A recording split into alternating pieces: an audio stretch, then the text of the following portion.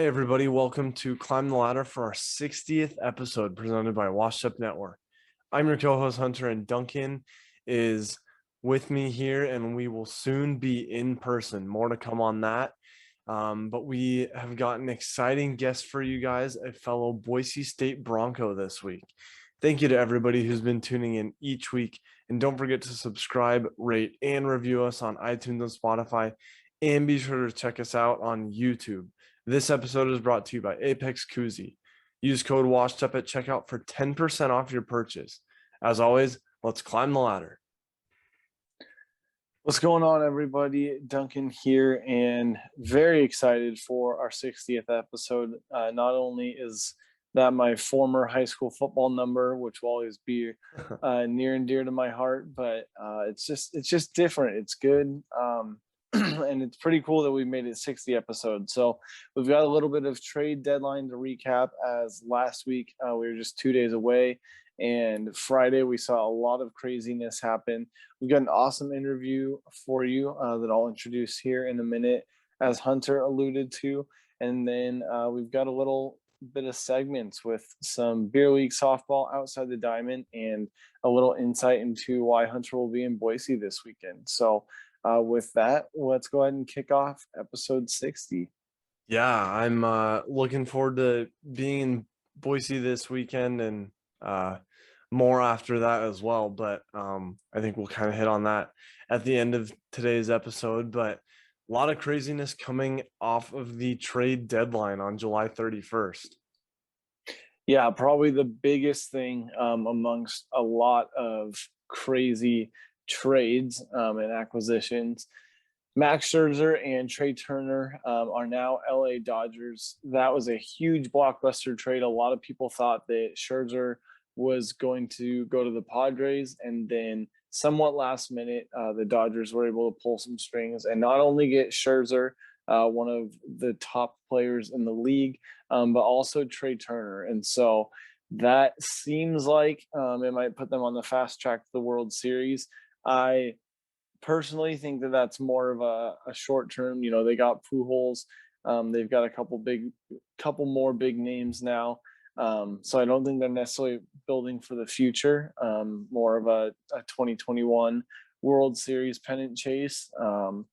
But nonetheless, that's a huge signing, and I think they'll be a threat for the rest of the season. Well, yeah, and it was kind of like, okay, so where Scherzer going to end up, and it's going to be one of the top teams, like, I mean, Giants, Padres, Dodgers, I mean, Braves were in talks, Yankees were in talks, kind of like anybody with potential. And then it was like, okay, Scherzer's probably going to be a Padre, and then boom, next day, Dodgers.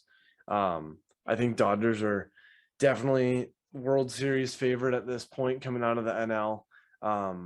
But like, also they could still be a wild card because they're going to be competing with San Diego and San Francisco. And so it's crazy that three of the top teams, not just in the NL West, not just in the National League, but in entire Major League Baseball, three of the top teams are, I was going to say on the West Coast, but just in California, because the Mariners did not make the cut as one of the top. Yeah, really excited to see what the Dodgers do with those huge acquisitions last week. Another one that I can't wrap my mind around is not only did Anthony Rizzo join the New York Yankees last Friday, but Joey Gallo, huge slugger out of Texas.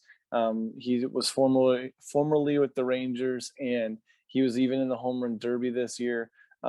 Some really good sluggers, an outfielder and a first baseman have really come in to clean up the Yankees roster and really give them a chance if they're going to have it to make a post season run. Yeah, and it's crazy. Those Yankees crowds have been packed.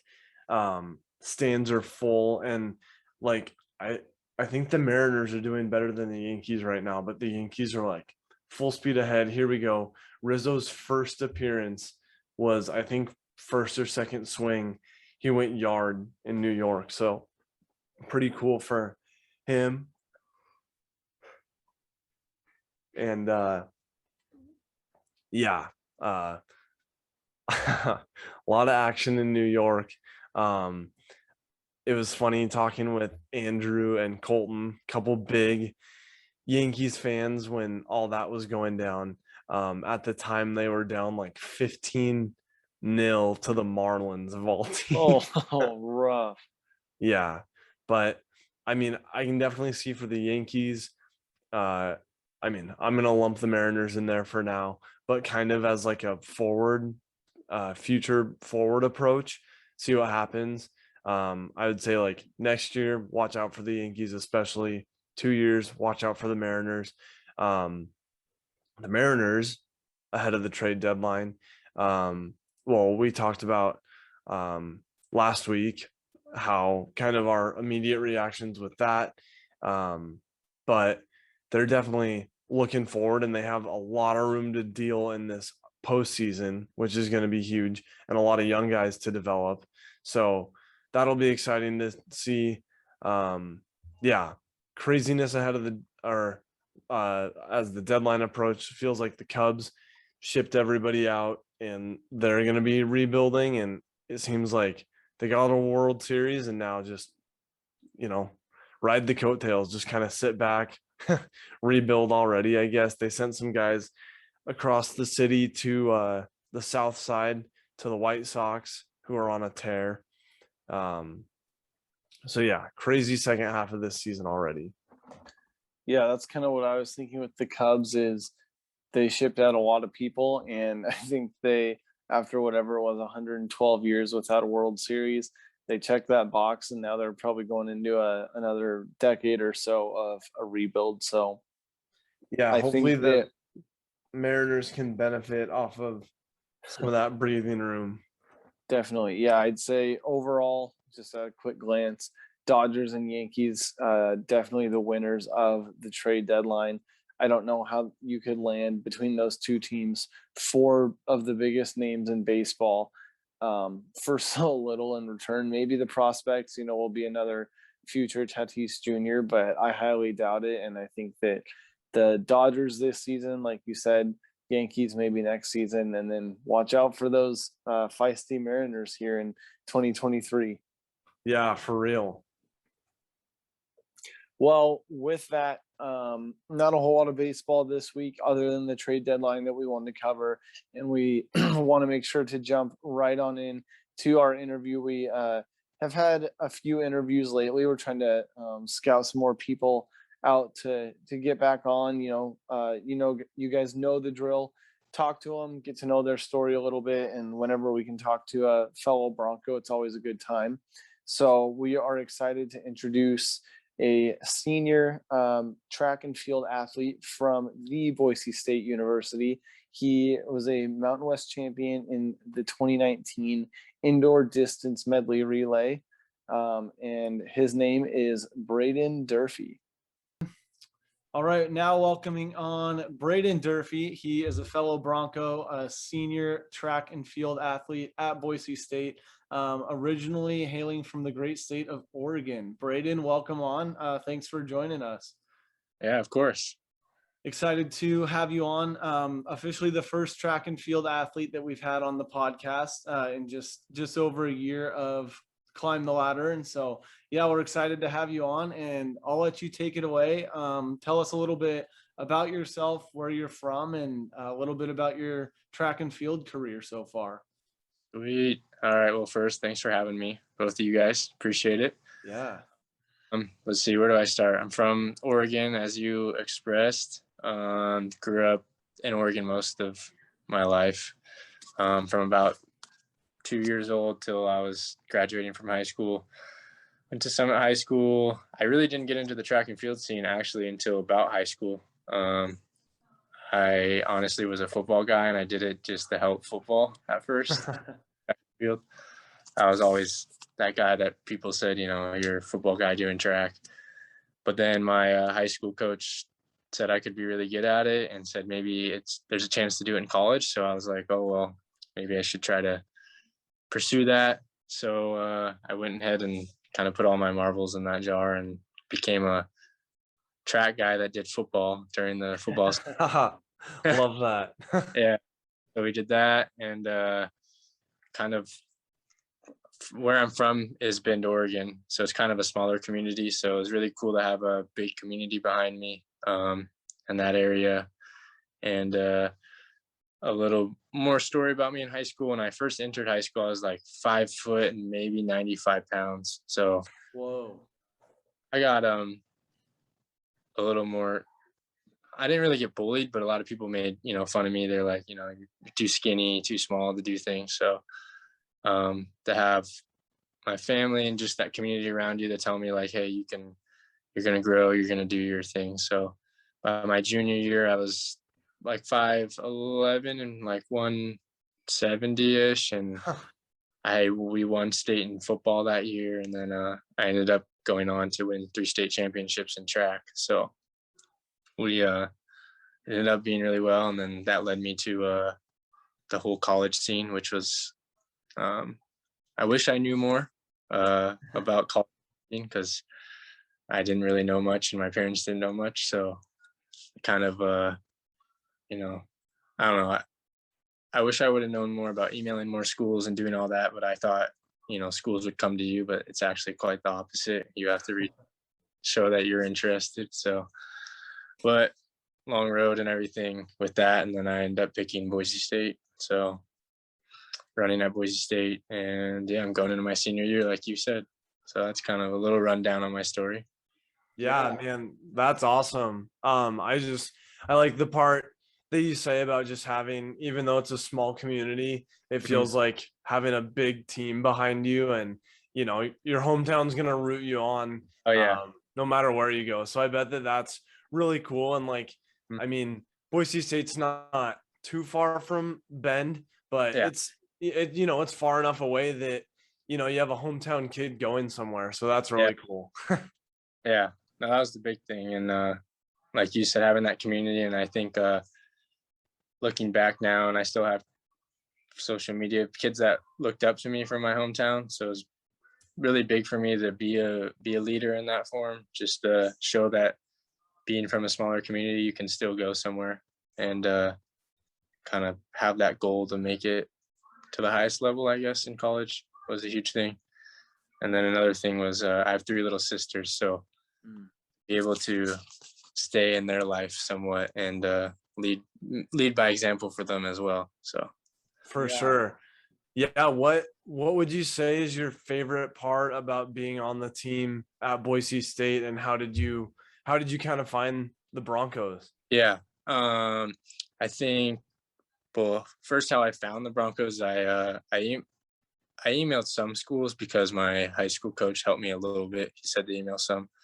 So I reached out to some and kind of filled out those recruiting questionnaires that they have on their website. And they had a lot of schools start reaching out to me towards the end of my senior year because I was running some good times. And Boise State got back to me and said that I could come on a visit and stuff. So came on a visit. And honestly, the biggest thing was the guys on the team were just super cool when I arrived. And that kind of made a huge impact. And then, as you guys probably know, but the city of Boise was just, I only kind of drove through, but to actually spend some time here, it's pretty awesome just to see. Yeah. I really like the way that it's set up, where like you can still kind of have that small town feel in some area, but then you can go downtown and literally be in a city in a sense. So that was kind of, it definitely sells itself. yeah. So that was that big thing. And then my favorite part about being on the team, honestly, I love the running part, of course, and competition. But I'd say aside from that is just like the memories and all the like. I'd say traveling is my favorite part. You just traveling with the team, and like you just create a lot of memories. Like I said, of you guys, you're just doing things away from the track and all the places we get to go to. That's like one of the big things I'm super thankful for. And I tell people that ask me questions about going into college and stuff, I tell them like, remember, you're going to get to like go super cool places and do all this. So remember to be thankful for the things that are positive that are going on, not just the worst. Cause I know a lot of athletes can get down when they're not competing well or like things aren't going well, but you also have to look at the other positives that are going on within, your life. So. Yeah. No, that's Yeah. awesome, man. I mean, Hunter and I are both from a small town in Washington, about an hour from Seattle. And so obviously we didn't play sports in college, but just having that small town feel, it's different. And Yeah. we went to a small high school. And so when we visited Boise State, we kind of got the same vibe. Like, yeah, it's in a city and it's right downtown, but it's got that small feel that you don't get in a lot Yeah. of places. So definitely feel you on that one. 100%. You and I talked about this a little bit right before we started recording, but tell Hunter and tell the listeners a little bit about your reason for starting your YouTube channel and kind of the documentation that you do. I thought that was a cool reasoning that you had for starting to just capture things on video. Yeah. Started a YouTube because, as a lot of people do, they record stories or whatever and post little things, Instagram, Snapchat and stuff. And so I was like, you know what, we should just make YouTube videos of what we do. And I think the biggest thing is I know a lot of people probably watch YouTube and they think, oh, they get into it because they want to make money, I guess, in that sense. But it had nothing to do with that for me. It was like documenting, like you said, kind of like what we do in our life, and then remember a way to look back when I get older, that what college athletes did and what we went through. And then also I did it just to kind of motivate people. Like I said, I came in as a freshman, 5 foot and like 95 pounds. So just to be able to, I put a little bit of that in my videos, just that you can maybe not be where you want to be in the moment, but if you work hard and you really put time into it, you can get to wherever you want to go.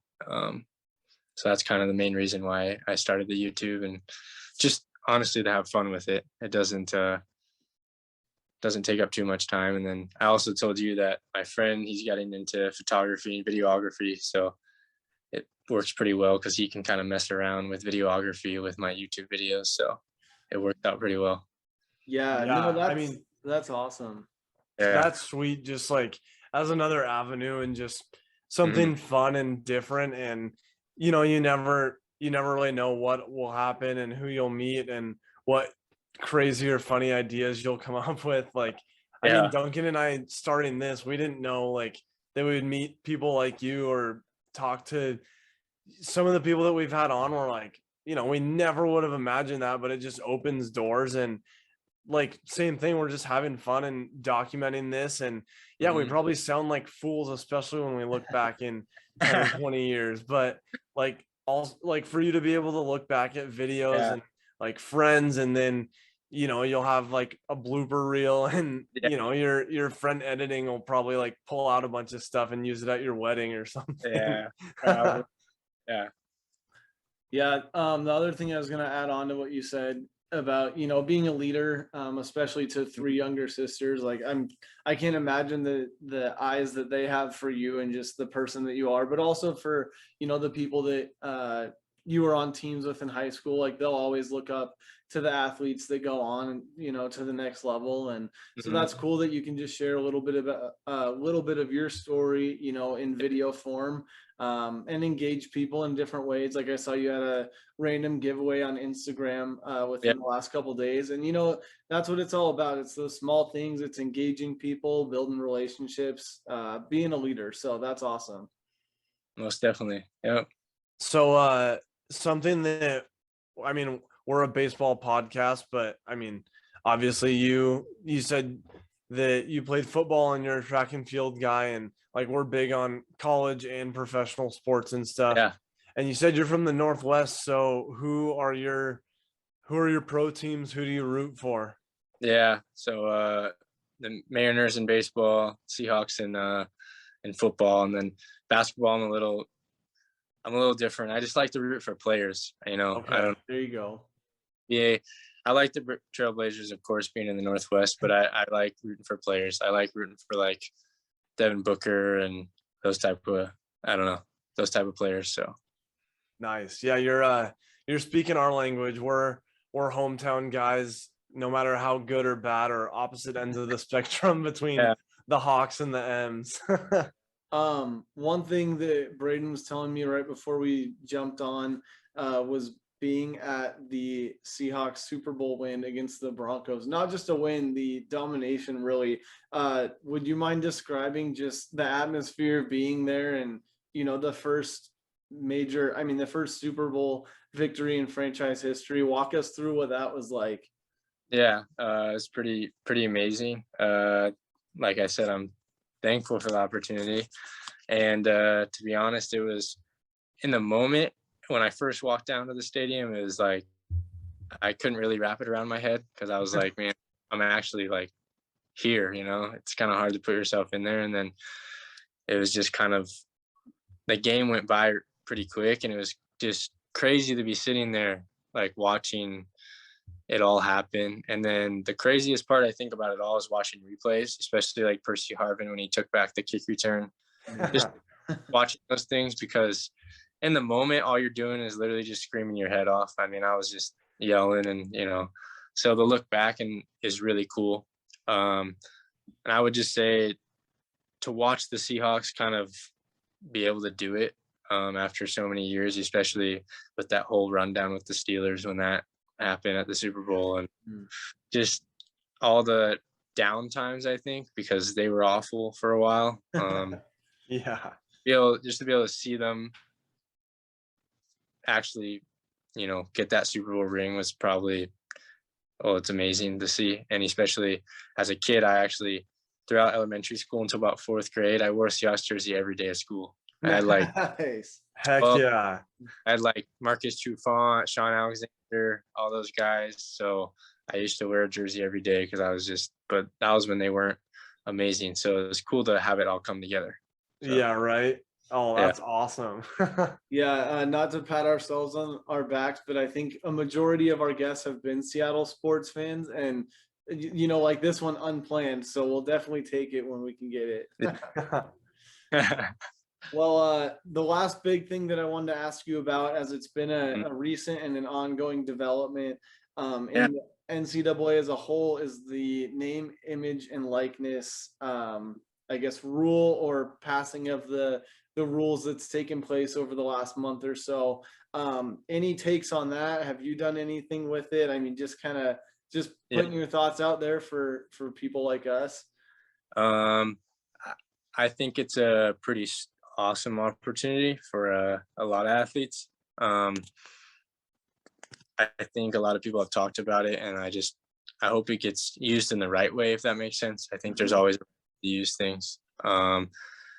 The thing that I just hope that doesn't happen is like mental health. And I know that's a big thing with Simone Biles and all that, but a lot of what happens is, you know, it's kind of based on your social media following and those type of things. And for all athletes and for people have to understand that like everybody's going through the same thing. Just some people may have more following because they do more stuff on social media, and there should never be any athletes that get down because they think that they're not as good as somebody because they're making more money. But besides that point, I think it's really cool because like a community like Boise, you can have a lot of local communities that you can both help each other out, you know. Us as athletes, we can go in and help promote them and help build them as a local company. And then as a local company, they can help us out with, you know, giving us, you know, a free meal here and there or something like that. So I think that's really cool. Me personally, I've talked to a couple brands and stuff. It's just really working on making sure have the right, I guess, pathway that you're doing it. You don't want to get taken advantage of or anything like that.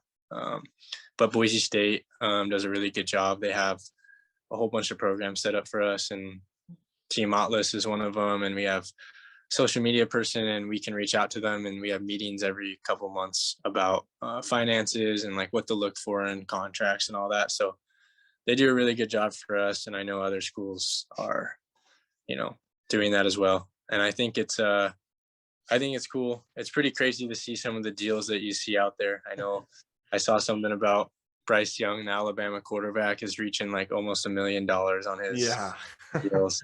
So I don't know. I think it's cool. But I also hope that it, like I said, it doesn't get taken in the wrong way.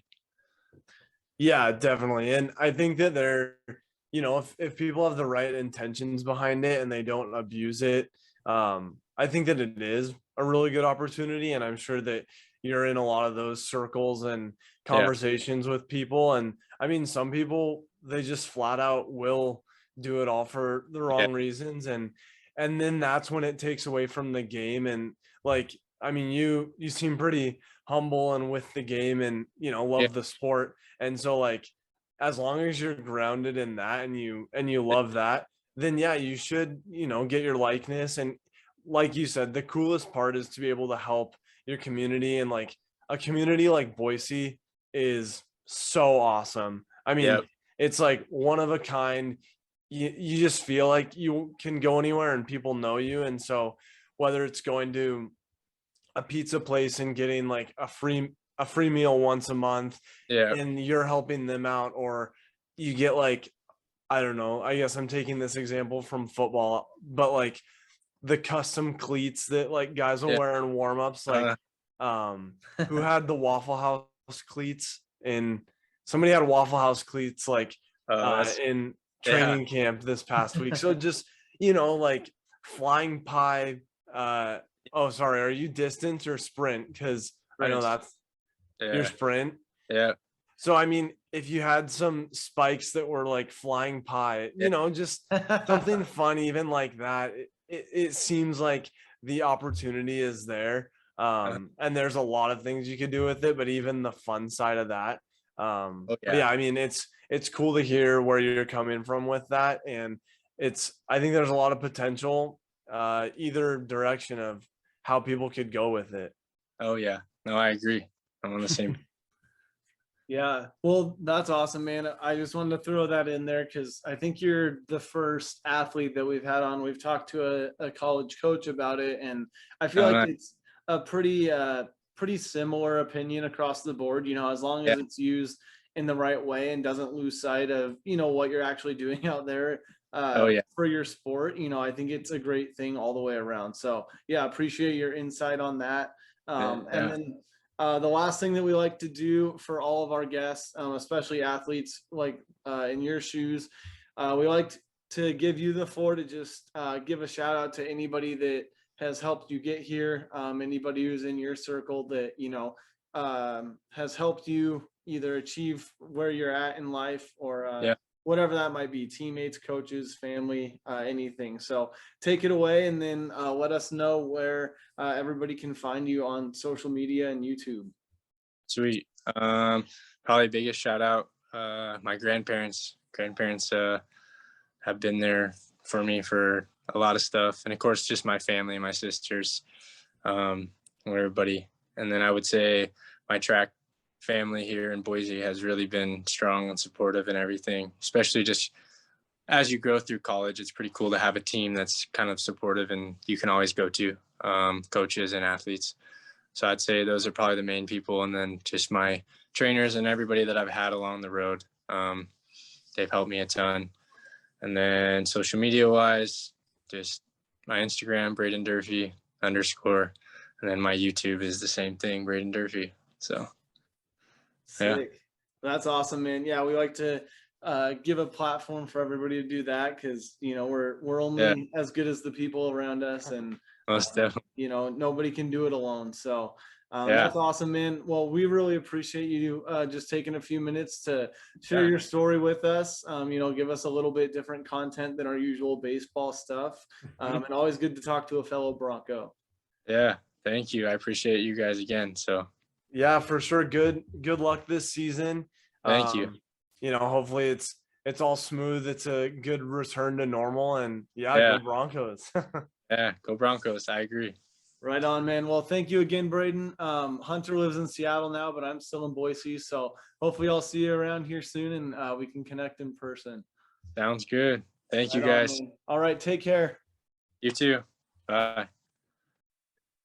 Man, that was an awesome interview with Brayden. Just cool to chop it up with him, hear about his career, his hometown, you know, just all the support that he has behind him. And it's going to be an exciting senior year for him, and hope that they get a full season, you know, no hiccups or delays with COVID or restrictions or anything. But really cool guy. Awesome to meet him. Cool connection that we were able to find out with him. And we'll be rooting on Brayden and the rest of the track team this season, and hopefully we can see him at a football game and catch up with him sometime. And that interview is brought to you by Raise Energy. We are always fueled with Raise Energy, and we hope that you guys are too. Head on over to repsports.com and use code CTL Raise for discounts over there, and check out their new flavors, merch that they release all the time. Cool place. And now let's get into some segments, and those are brought to you by Chafex. So you guys have heard us talk about Chafex. It is the product to have, whether it's hot and you're in the South and humid, and like you just need some relief and some protection on your feet and in your nether regions. Go ahead, get a little BOGO Chafex over at chafex.com using code no chafe 2021 for BOGO and free shipping. So you purchase one bottle, it's like $25, another one completely free. Trust me, you're going to want both, and free shipping. Can't go wrong. Literally survived my marathon with it. I wasn't going fast, but I was passing people that I could tell needed some. I'll just leave you with that much. But let's start it off with a little beer league softball. Yeah, I am very excited to bring some softball into the segment area of this episode. Not only last Wednesday, on the day that our episode was released last week, did we have a phenomenal game, but the Sunday before that, we did not talk about it in last week's episode, but we also had a great game. So the really exciting one was probably, and then we got rained out this past weekend. Boise had rain for the first time in like 18 months. And so the fields weren't handling the water very well this last Sunday. But last Wednesday, I'll start out with our men's league game. We go up 9-2 in the first inning, which was awesome. First game out of the gates. Summer/fall season is underway. And then we sat on the lead a little bit. We let them chip away. They got, 1 or 2 runs here and there. And we were up, I think it was 11-8. And then we ended up winning in the bottom of the 6th or the top of the 7th. I can't remember what it was. 12-11. It became a nail biter. Very evenly matched team. We were playing clean ball. The bats were hot. And it was just all around a great time. So exciting game there. And then Sunday, the last Sunday, we ended up putting a pretty big hurting on in co-ed. We mercied them 17-2. Nice. The Benchwarmers 2.0, I think, is 3 or 4 seasons in. They were in their first season. And so it was just a little bit rough on their end. But, we had fun. They're a good team. And we had a couple inside the park home runs. But, yeah, excited to get after it again this weekend. And hopefully you can join us on Sunday. Yeah, I'm excited to be in Boise. And now that I got a 9 p.m. flight out, as long as the game is at a decent time, should be able to make it, swing some wood, and hopefully contribute to a dub for the men's. Or this would be co-ed, right? Yeah, men's teams tomorrow on Wednesday. Okay. And then well, we'll get to that part towards the end, but yeah, looking forward to a little co-ed action. I'll have to throw in the glove, and then yeah, Hannah will be there for the following week, so Nice. throw her in the lineup, coach. Yeah, bring the glove. I'm off to a 1-0 start on both of my teams that I'm managing. So good, we're early in the championship season. Nice. Yeah, championship, here we come. Good deal. Yeah, that's awesome. Well, let's hop outside the diamond, as we've talked both baseball and softball today. And we got to talk a little bit about the injured man himself, Carson Wentz. got traded in the offseason from Philadelphia to Indianapolis to be the new face of the Indianapolis Colts. And first week of practice, bye-bye foot. Yeah, first week of practice, it was like, man, so exciting. All the fans are out there, everybody's back in it. And then update, Carson Wentz injured again. I think somebody's finger might have slipped. And, they usually send it in like week 2 or 3 that like all this hype around Carson Wentz, which I am a fan, like, out of North Dakota State, good guy. But I think somebody's finger slipped on sending the notification a little early. And then he was like, well, crap, what do I do? What am I going to go out with? How about a foot injury? Classic. So, yeah, now he's out. They said, I think 9 to 12 weeks. So the Colts are scrambling for somebody after Rivers is gone. Speaking of, Rivers just announced, I think as of August 3rd, that he is not closing the door on a possible return to the game of football, and he would be able to make a splash back in Indy with the Colts. I know that he is coaching now. I think he's coaching high school or junior high or something, but to see Rivers one more year with the Colts, like he actually looked pretty good last season. And so, I mean, Rivers just changes the game of football for all the special, unique reasons that he has. Yeah, And so, what you're going to get with his performance. He's consistent. He's never been the best. He's never been the worst.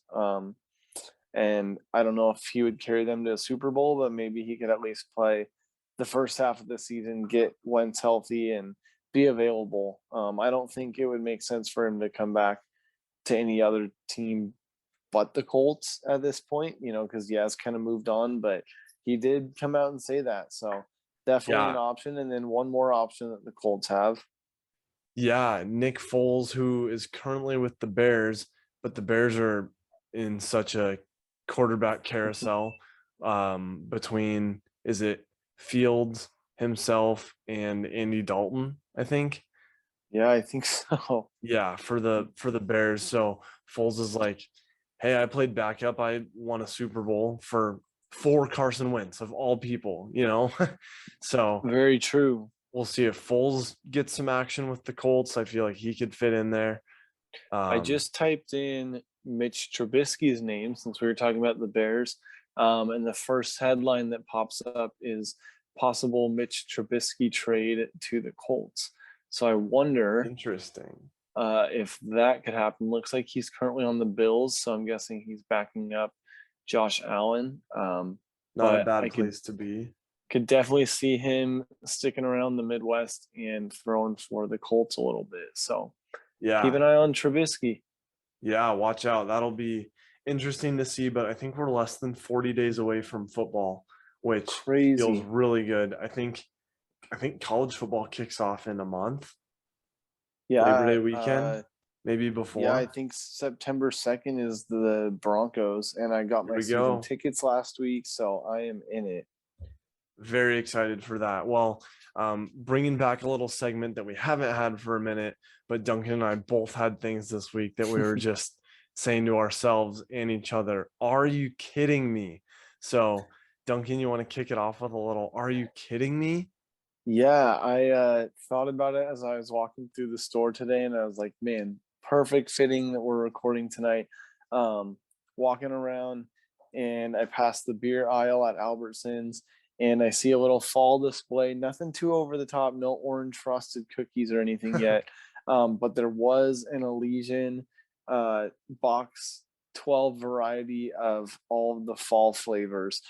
The Are You Kidding Me is in two ways. One, are you kidding me that there's already fall beers out? Because I feel like we're still so hard into the summer seltzer mode, the light beer. Like Yeah, some it's shandies. it was 100 today. Like I walked by a case of shandy and I was like, I need all of those right now. Like Wow.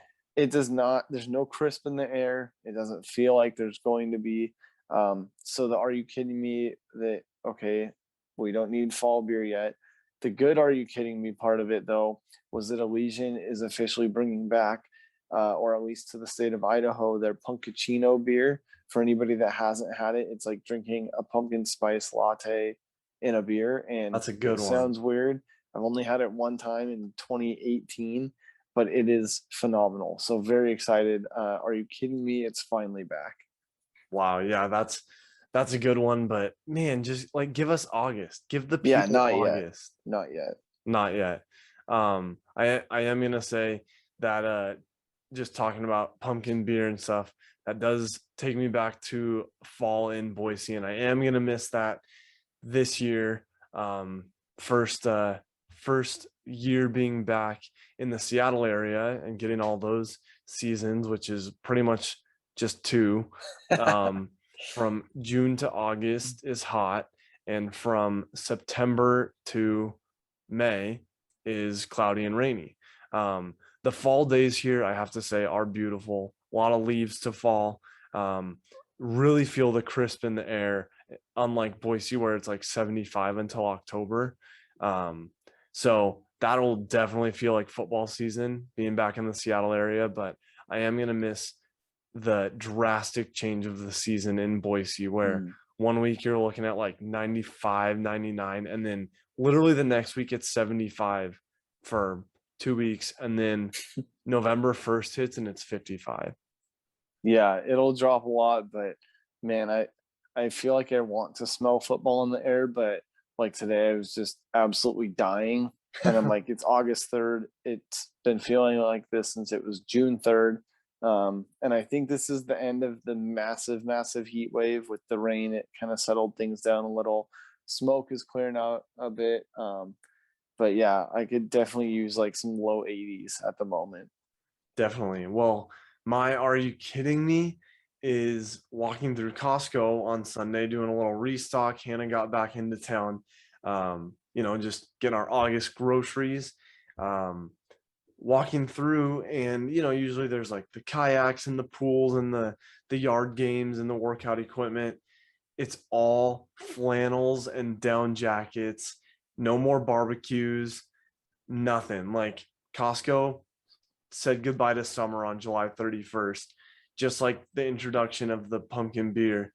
And I was like, well, these flannels are awesome. Like, I have a whole closet full, but not yet, please. Like, Seattle has been, we've had low to mid 80s for a solid 2 or 3 weeks, and it hasn't rained in almost 3 months. So like, let us have it, because once that's gone, it's gone. It's not like the glimpses of Boise where it's like, oh man, it's gone. Oh, here's another cooker 95. And so like, Costco, let us have it. You were bred and born in the Northwest. Just like, let us have the rest of August. I think it'll stay really nice. My good, are you kidding me? Just like Duncan had as a follow-up, I was looking on Facebook this weekend, somehow made it through most of the summer with only a portable camping grill. And I was like, all right, like, month left of summer, hopefully month and a half if we're lucky, if September stretches it out for us. But I'm like, got to go dad mode, got to get a grill, lace up the white New Balance. And I get on Facebook, and there was a Traeger on there for free. The ad was 20 minutes old. And I said, hey, where are you located? I can be there within the hour. The guy said, it's yours. It doesn't heat up. It doesn't work, but I don't want to mess with it. So I do a quick Google search. It said, like, pretty easy, a lot of YouTube videos, $20 to $30 repair. It'll work in no time. I was like, boom, sold. So I drive out there a little ways over to Gig Harbor, which is across the water, across the Puget Sound. So nice drive on this. Good time for a podcast on a Sunday. Yeah. Just throw it over the speakers, cruise the burb, and load it up. It's a Traeger Junior. It's actually the perfect size, really. It still has a pretty big rack, which is nice. And it was the heating element that went out. I found it on Amazon for $10. Ordered it Sunday. It came on Tuesday. Threw it in there. I watched one YouTube video, 5-minute fix, made burgers on it for dinner tonight. No way. That's news to me. I knew that you had sent it earlier, but I didn't know it was a successful fix. It was successful. So yeah, when I picked it up, the guy said, doesn't heat up. I already ordered another one. Just an older guy, didn't really want to Oh, tinker with it. He already ordered a dang. brand new one. He said he had this one for 7 years or something. And yeah, $10 part, threw it in. It like literally took less time than the YouTube video showed me it would take. Dang. And fired it Dude, the up. guy is probably like a Traeger rep, and he probably just like breaks heating elements, gets people hooked. Right. He gets you on Junior with a $10 fix, knows that, if you're at least capable of watching a YouTube video, then you could change the part. He'll get you to upgrade in like 2 years to a big guy. Or People like say people say 100% you don't go back once you have a wood pellet fired grill. Like, yeah, I don't know why you would. I'm 100% sold, and all I made was 2 hamburger patties. I was talking to Brian today at work, said that he has a big one at the house, small one at the cabin, so that you always have a Traeger. You can Nice. fire up the smoke. You never burn anything because it's like tempered. Yeah, dude, it just fired sounds it like up the way to go. in 5 minutes. I had 350 degrees on the thing. Jeez, dude, you're gonna be Insane. smoking pork shoulders and tri-tip in no time. I know. I wanna bring it this weekend for the party. It'd be perfect, but I'm flying and then driving the next one, which is a good segue. Yeah. Maybe throw it on the hitch and haul and get that thing to Boise, because this weekend Hunter is flying out with a buddy from high school to celebrate the one and only Ben Sharman, who we've had on here a couple times before. He's one of our best friends. He's our goofy friend, but we love him to death. Coming out for his bachelor party. He gets married in just about 2.5 weeks. I'm lucky enough to get to officiate the wedding. It'll be my first one, so we'll report back on how that goes. But for now, just fulfilling best man duties. Me, Hunter, and Riston all wearing that hat this weekend, and hoping to just throw Ben an awesome party. We are renting a pontoon boat for the full day on Saturday up at the beautiful Lake Cascade. I think after Hunter comes for the weekend, and then comes the next weekend, and then is here that whole week, and then the next weekend. I don't think he's ever going to go back to Washington, but excited to have Hunter and Connor here. Going to be a great time. Going to be a little bit of a repeat of Hunter's bachelor party, of different sorts, some camping, some boating, and just a good time. Yeah, I'm really excited. This kicks off the stretch of 3 weekends in a row in Boise. So bachelor party, then concert, seeing Dierks Bentley and Riley Green. Also, as of this Wednesday release day, I'm going to a small town fair in Washington to go see Riley Green. Super excited to see him, Duncan and I's favorite artist. So yeah, going to be in Boise to see Dierks, Riley Green, and Parker McCollum. We'll get a little deep cuts coming your guys' way in the next couple weeks. Nice. And then, yeah, the third weekend for Ben's wedding. And then to round out August, Duncan and Mandy, and then Trevor and his wife Bailey are coming for a Seahawks game. So Hawks.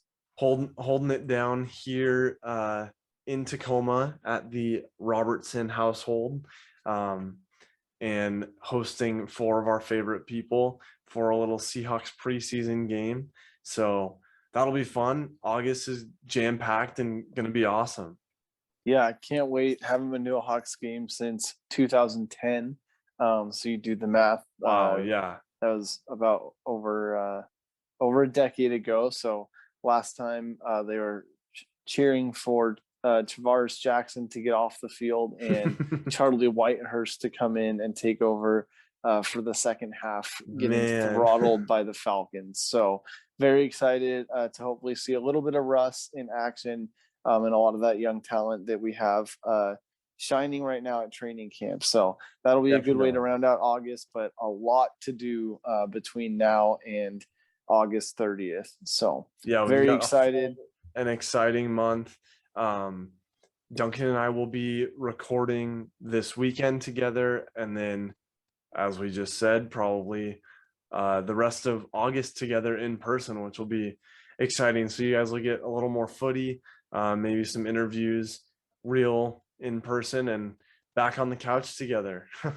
Yeah, looking forward to it. Got the studio right here. Got our mascot snoring next to me. So I know Smokey's very excited for some quality one-on-one Uncle Hutch time. Yep, looking forward to it. Miss the little guy. All right. Well, I think that'll just about round out episode 60. Thanks for sticking with us for this many episodes. I think right now, last year, we were just getting ready to kick off that short season, or maybe it just started. So feels good. August 2021, cruising right on forward, and just loving doing it every week with you guys. Yep, a lot of fun. And don't forget to go follow Brayden on his socials and give him a little shout out. And yeah, we're rooting for the Boise State track and field team this season. Definitely. Well, as always, it's been another great episode. Thank you all for listening. And once again, let's climb the ladder. Climb the ladder.